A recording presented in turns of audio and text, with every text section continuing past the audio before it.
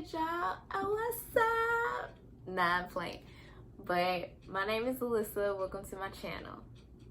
Today I'm going to be talking to you guys about the day I gave birth to my beautiful, handsome, whatever you want to say, little boy, Cameron. He is now 7 months. He'll actually be 8 months this month, which is September. Today, September 3rd, 2020. I know it's late, but hey, better late than never, right? Anywho, January 25th was Cameron's expected due date.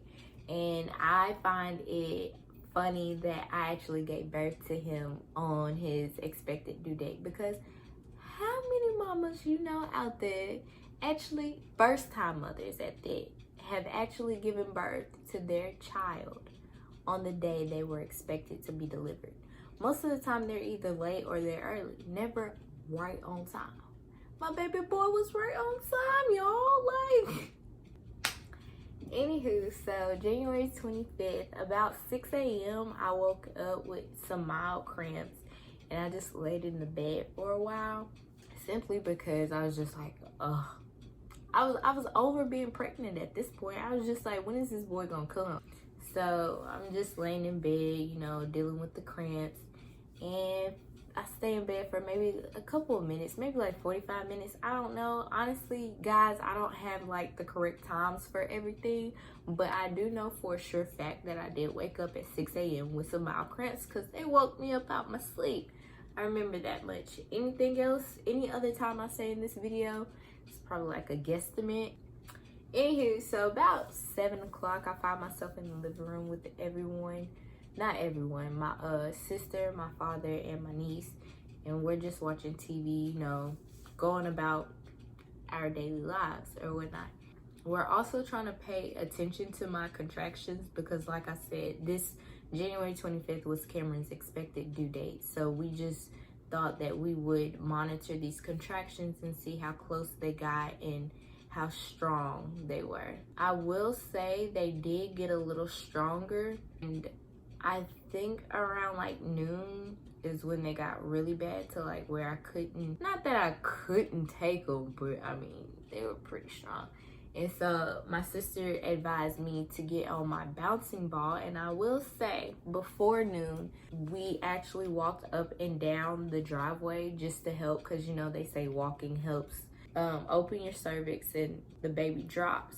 So we did that until I couldn't walk anymore.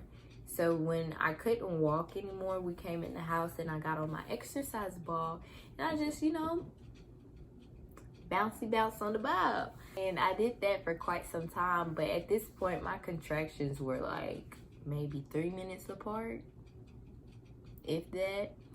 So my sister called my mom and told her that she should come home, because I was probably about to go into labor. So my mom gets home, I'd probably say around noonish. She had to work. It was end of year. So but anywho, when my mama came home, it's like my contractions had like just went full force. Like, let's do it. So I'm bouncy on the ball, and a couple minutes go by, and my mom was getting everything together. She's moving cars, putting away purses, and my sister is helping me get through my contractions.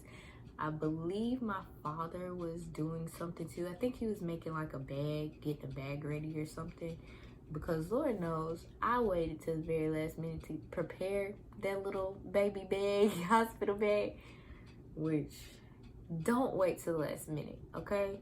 Don't wait till the last minute. Don't even wait till the month up. Like, make sure that baby bag is well put together beforehand, because you might have a situation, and you might be going to the hospital or place of birth like weeks in advance and thinking baby gonna come. Because I will say, we had a scare 2 weeks prior to January 25th that Cameron might have wanted to come out. That's another story for another time. But anywho, my sister was really helpful throughout the whole thing, because she was just really a crutch for me to lean on, and I could hold her and scream and into her shoulder because I was going through it, y'all. I was going through it. Back to the bouncy ball. I had been bouncing for a couple minutes, and my contractions have gotten closer at this point, and it's like, I'd probably say they were a minute and 30 seconds apart at this time that my sister called Baby and Co. And while my sister was on the phone with Baby and Co, they had heard me scream. I said, my butt! Because I could feel the cramps in my butt, the contractions. And when I tell you, those are the worst contractions. When you start feeling those contractions in your butt, girl, it's over. It's over. Well, anywho, they heard me say that. They was like, bring her in. Mind you, I had in my head that I was not leaving this house until my water broke. I just had that plan. Like, I wanted my water to break before I went to the hospital. Well, my sister looked at me and said, Lisa, are you ready to go? And I said, no. And they was like, bring her in. All the cars are moved. All the bags are in the cars or whatnot. And my daddy rushes me to Baby and Co. here in Nashville. Me and my mama were in the back seat. And at the time, Briley was going through some things. They were doing construction on Briley. And when I tell you, that was a very uncomfortable car ride back there. It was uncomfortable, but we made it. And when I got there, a family was actually walking out, but they stopped and they was like, let her through, because I'm over here like breathing hard, just try to breathe through the contractions, because it's one thing they will teach you in birthing classes if you do decide to go to Baby and Co and have your child, or you actually want to take on going to birthing classes. So I'm breathing, and they were, I think, I can't remember what exactly they had said, but I think they had said, we just went through this, like, because that mama had just gave birth to her baby. And so I walked past them or whatnot, and then I ended up stopping in the hallway because a big contraction came, and I couldn't move. The contraction took over my body. So I'm just standing in the hallway, just breathing and everything. And when I finally make it to the room, because basically at Baby and Co, they have like these rooms set up like a home, like at-home birth. So there's a tub, there's a shower, and there's a bed.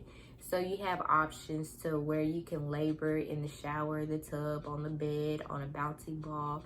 They had like this ladder that you could like basically kind of like lean back on to take the stress off your back, or you could lean forward on it and just sway yourself, and just to help you through your contractions or whatnot up until the point of birth. So I had options. To the room, and I got on the bed, and she was like, I'm going to check your cervix. Throughout my whole pregnancy, I probably had my cervix checked like 4 or 5 times. And when I tell you, I did not like that at all. Like, they literally stick their hand up your vajayjay, and however many fingers they can fit in there, that's how they can tell that you're dilated, how far you dilated. So I wasn't looking forward to that, but I was like, at this point, look, you gotta look. We got to see how far I'm dilated. And she went up there.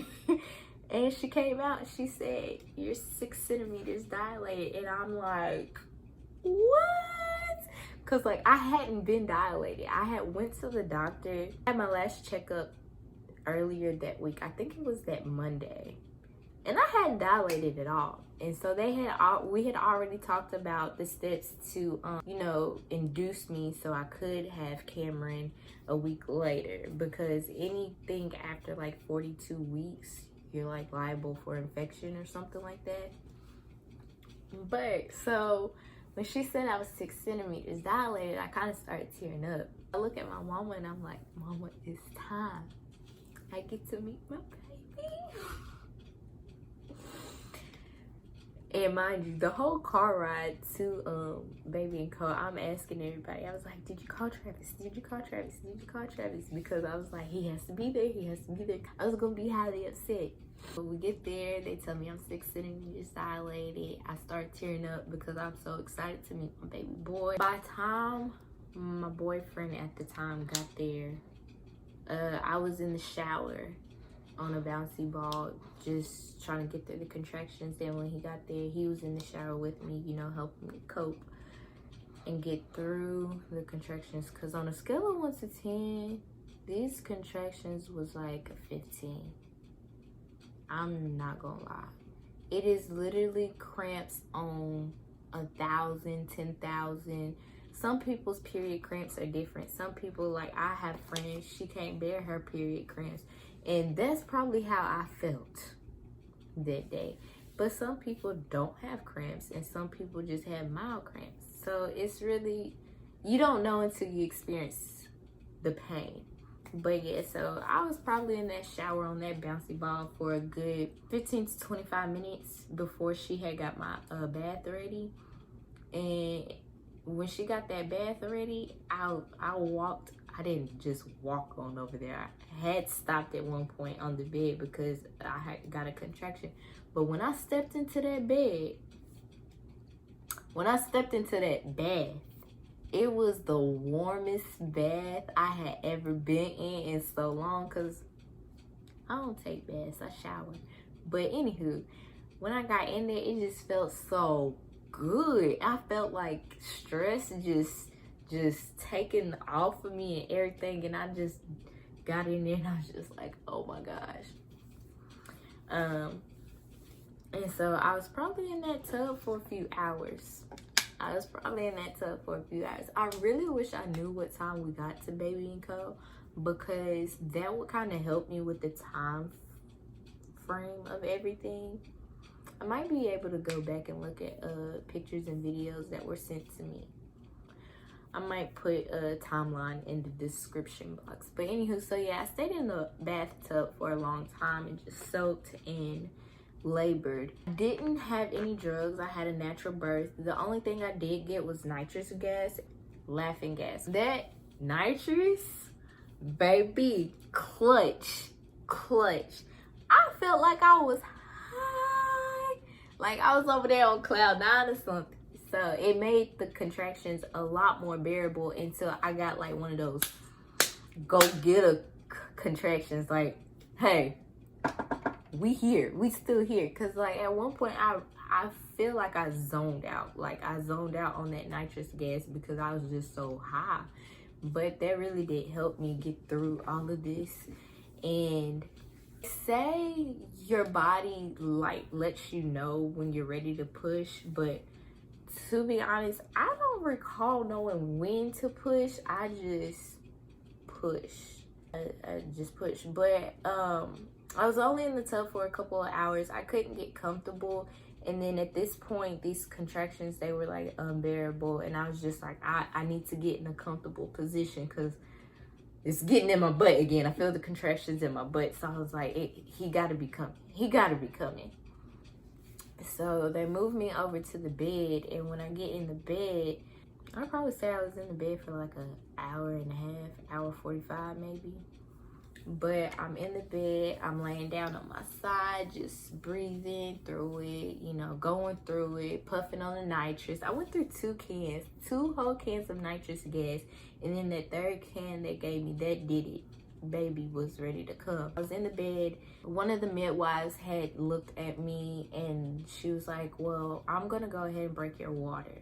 And maybe that'll help with speeding up the process. So when she broke my water, it just came gushing out like, and it got her in her face. And I felt bad because I really did like that midwife. She was really nice and she took really good care of me. After that, I would only say like a few minutes later, that's when Cameron decided to make his appearance. Like, the contractions were so strong and I was just like, oh my gosh, oh my gosh, oh my gosh. And I know at one point, I guess they could see Cameron's head.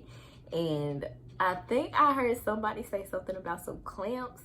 And I was like, get him out, get him out. And they was like, I can't, honey. I was like, I just want him out. Because at this point, I'm tired. I'm just like, ugh.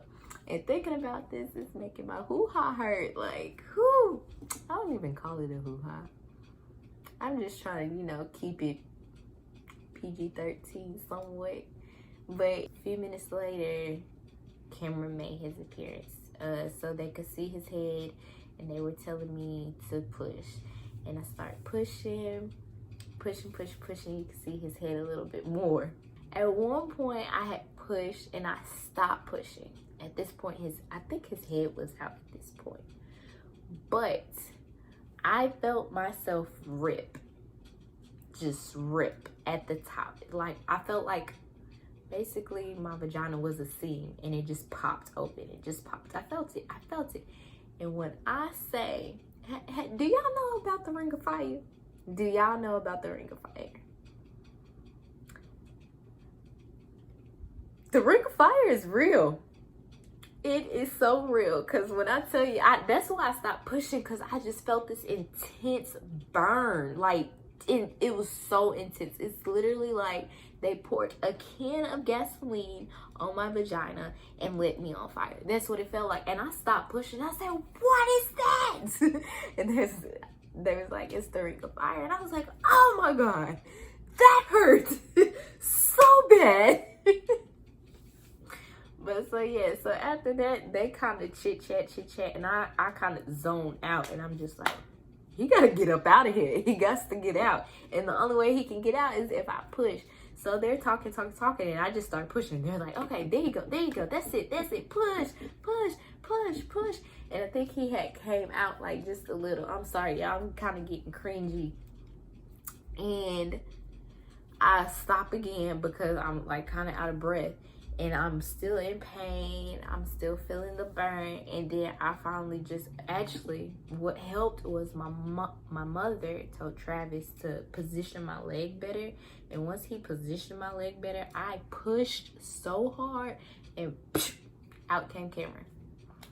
But it's all about position. It's all about position. So once Cameron came out, they got him out. They put him on my chest. And I was just staring at him, and I was just taking it all in because I was just like, he's finally here. And I was just waiting on him to cry. And when he started crying, I just was like, there we go. I just started smiling so big. And honestly, it's so funny to me that I didn't like burst into tears then, because if you know me, you know how sensitive I am, and if you really know me, you know I'm a crybaby. And so it was really just odd that I did not cry. I just smiled.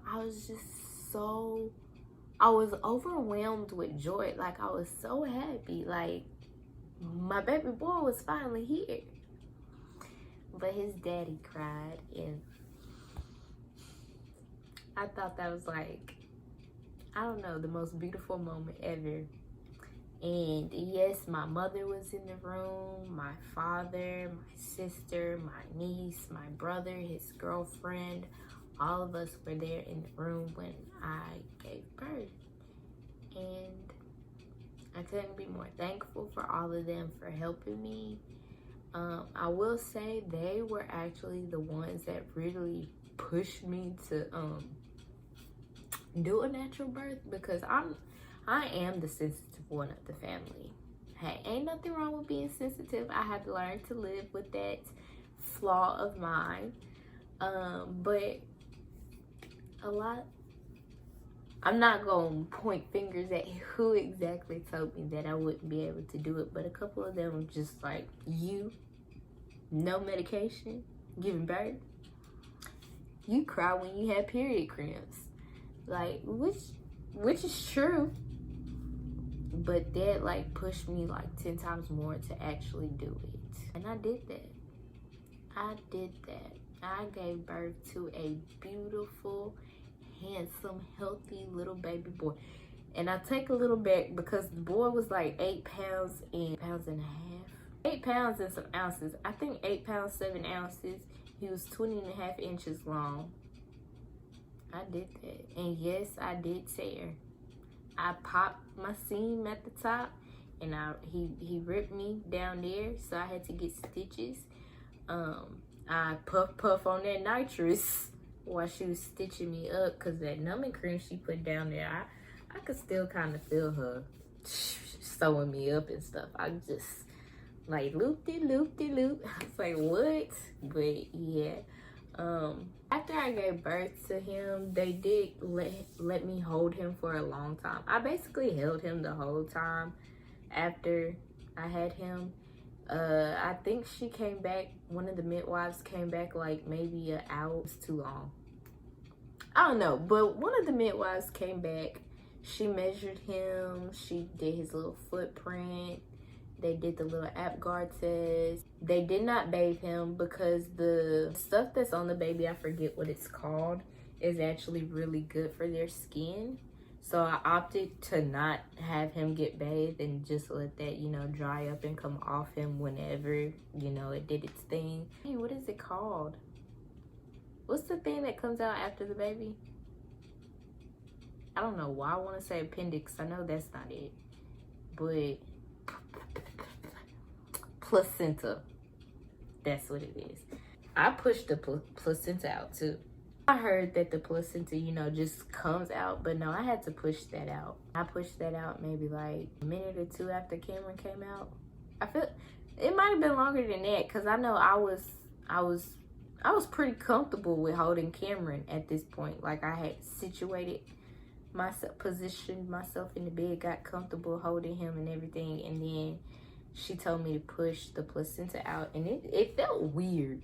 It just felt weird. It was like a extremely large blood clot just came swoosh shooting out my vagina. But his daddy did cut the umbilical cord. After that, Travis was knocked out. He was knocked out like he had given birth to something. I don't know. That man, he sleeps all the time. All the time. Anywhere he go, he sleeps. But so I couldn't really sleep at first because I was just excited, and then I just wanted to make sure that Cameron was okay. We stayed there overnight. The only thing we didn't really do nothing. After I gave birth, I believe I had my brother run to Wendy's and get me some food. Well, we all had him run to Wendy's and get us all some food. I ate, and then after that, I told Bubba and Kiki that they could go, because I mean, we were going to be leaving in the morning. So the remainder of us, my sister and my niece left too. So it was mama, daddy, me, and Travis and baby. We stayed there, we slept, and one of the midwives came in, I think periodically, like every hour, to check in on us. But after I had Cameron at 9:34 p.m. They checked on us every hour until I think midnight, and after midnight they stopped coming in, and they didn't come see us again until the morning. I think we woke up at like 7:02 in the morning, and that's when I got like paperwork and stuff, and then we got everything together and we went home. I brought Cameron home the very next day. Yeah, I wasn't there no 3 days, a week, or anything. I was there for that night, that morning, woke up, left, came home. A lot of people don't talk about aftercare after having a baby, and I think that's another video for another time.